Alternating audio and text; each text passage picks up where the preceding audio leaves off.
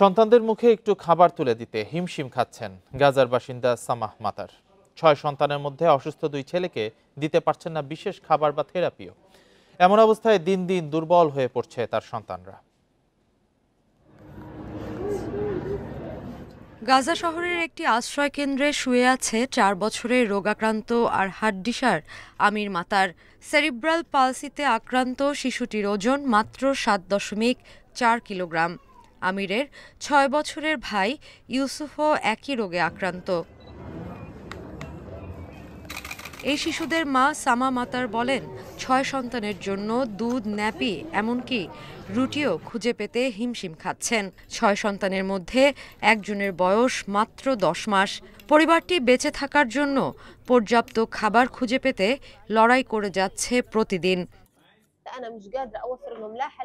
আমার সন্তানদের ওজন অনেক কম, অপুষ্টির প্রভাব খুবই খারাপ। আমি আমার সুস্থ সন্তানদের নিয়েও চিন্তিত। প্রতিদিন আমার সন্তানরা আমাকে বলে, মা আমাদের কাছে রুটি নেই, কিন্তু আমি ওদের বোঝাতে পারি না যে আমাদের কিছু করার নেই। যুদ্ধের আগে সন্তানদের ফল, দই আর ঘরে তৈরি মুরগির স্যুপ খাওয়াতেন সামা। খাবার এবং থেরাপি দিয়ে অসুস্থ 2 সন্তানের শারীরিক অবস্থা নিয়ন্ত্রণ করতে পারতেন, কিন্তু এখন সন্তানদের জীবনের জন্য ভয় পান তিনি। একটু খাবারের জন্য আমাদের প্রতিদিন লড়াই করতে হচ্ছে।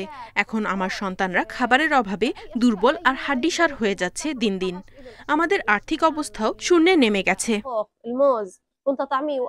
ফিলিস্তিনের স্বাস্থ্য মন্ত্রণালয়ের তথ্য অনুযায়ী 2023 সালের অক্টোবরে ইসরায়েলি আগ্রাসন ও অবরোধ শুরু হওয়ার পর থেকে এ পর্যন্ত অনাহারে অন্তত 113 জন ফিলিস্তিনি নিহত হয়েছে, যার মধ্যে 81 জনই শিশু।